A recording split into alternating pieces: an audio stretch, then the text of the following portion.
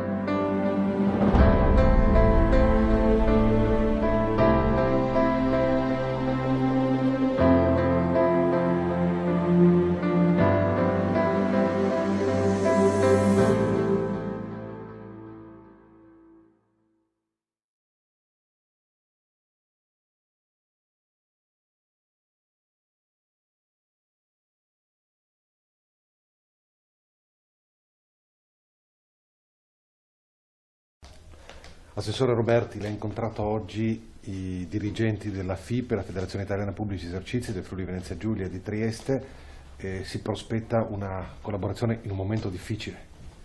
Sì, certamente la Regione deve agire su più ambiti. Uno è sicuramente quello dell'aiuto alle imprese. Solo ieri abbiamo approvato in Consiglio regionale uno stanziamento di ulteriori risorse per i ristori a quelle categorie che sono state danneggiate. Però dobbiamo pensare anche ad un altro fronte. Si parla, ancora non c'è nessuna certezza, ma si parla di possibili riaperture per il periodo natalizio. E noi adesso vogliamo lavorare assieme alle categorie per capire come fare in modo che quelle riaperture siano utili per far aprire le casse dei nostri bar, dei nostri ristoranti, per far respirare i nostri ristoratori, i nostri baristi, ma che non ci portino a degli eccessi che magari ci facciano ripiombare immediatamente a gennaio in una situazione difficile come quella che stiamo vivendo oggi. Questo è ovviamente un sentiment condiviso da tutti, condiviso dalle stesse categorie che chiedono di poter avere dei controlli serrati in modo da poter fare in modo che i furbetti non inficino e non infanghino il lavoro di tutti. Quindi su questo vogliamo concentrarci. Abbiamo iniziato un percorso oggi, noi vogliamo che chi semmai potrà riaprire fra qualche settimana lo possa fare in sicurezza, in serenità, con delle regole ben chiare, con delle regole ben precise, sapendo che chi infrange quelle regole viene punito e soprattutto sapendo che il periodo difficilissimo che abbiamo attraversato sta per finire e vogliamo farlo finire il prima possibile.